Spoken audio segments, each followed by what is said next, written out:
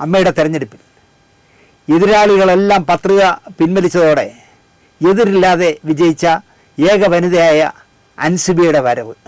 എൻ്റെ അടുത്താണ് അൻസിബ ഇരുന്നത്. എല്ലാം കണ്ടുകൊണ്ടിരുന്ന അൻസിബ ഓപ്പൺ ഫോറത്തിൽ ശരിക്കും മന്ത്രിക്ക് നേരെ പൊട്ടിത്തെറിച്ചു. ഞങ്ങളെന്താ സിനിമയുടെ ഭാഗമല്ലേ എന്നായി അൻസിബ. സജി ചെറിയാന് ശരിക്കും ഉത്തരം മുട്ടി. അപ്പോഴതാ പിറകിൽ നിന്ന് നടി രേവതിയുടെ നിലവിളി.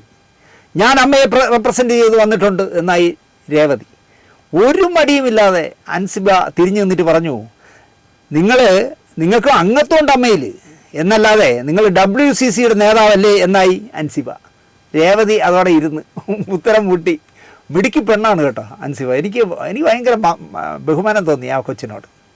എന്തിനധികം പറയുന്നു, നേരം വെളുത്തപ്പോൾ പിറ്റേ ദിവസം 3-ാം തീയതി ആയപ്പോൾ അൻസിബ സ്റ്റേജിലിരിക്കുന്നു അമ്മയെ റെപ്രസെൻ്റ് ചെയ്ത്.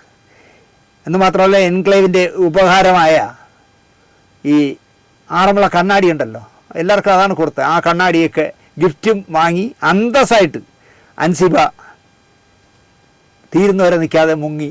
എൻ്റെ ജോലി കഴിഞ്ഞു എന്നുള്ള രീതിയിൽ 2-ാം ദിവസം ഉച്ചയ്ക്ക് അൻസിബ മുങ്ങി.